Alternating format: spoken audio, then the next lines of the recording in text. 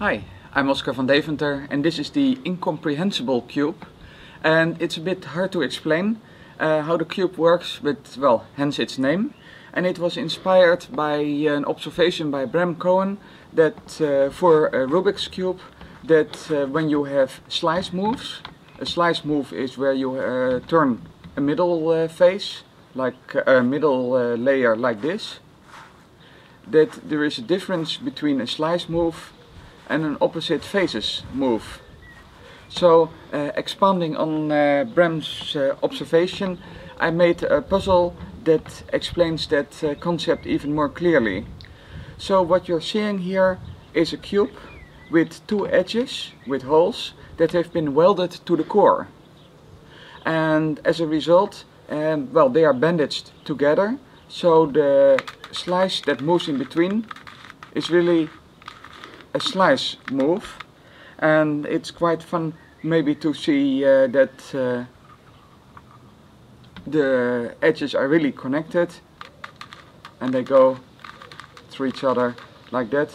I'm not sure whether I can show you a look through the hole, but here again you can see through the hole while the slice turns around. Well, one thing that I cannot show you in the video, but when you have good light you can look into the hole and you see a red pole that is connecting the top face and the bottom face.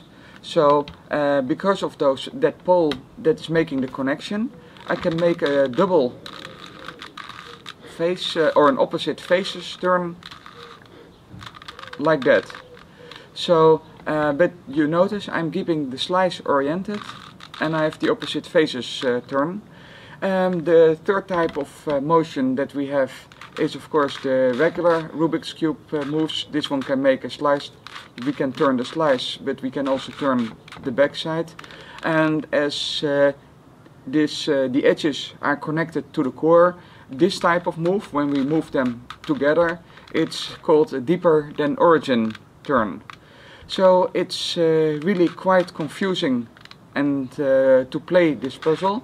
I mean, when you first turn it like this and then you make an opposite faces turn, and then perhaps you make a slice turn, and then you can make some regular turns, and you really have to keep track of where these special edges are. This is why I put a hole in there, but without a hole you would be really not understand what's happening with this cube, why it is behaving the way it is, why it's blocking the way it is, etc.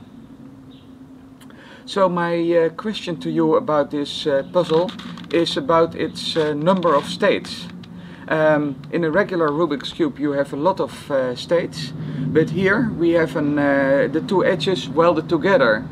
So when you keep one edge in place in a Rubik's Cube, the other edge could be at 11 different positions. And here, because of the bandaging, it can be only in one.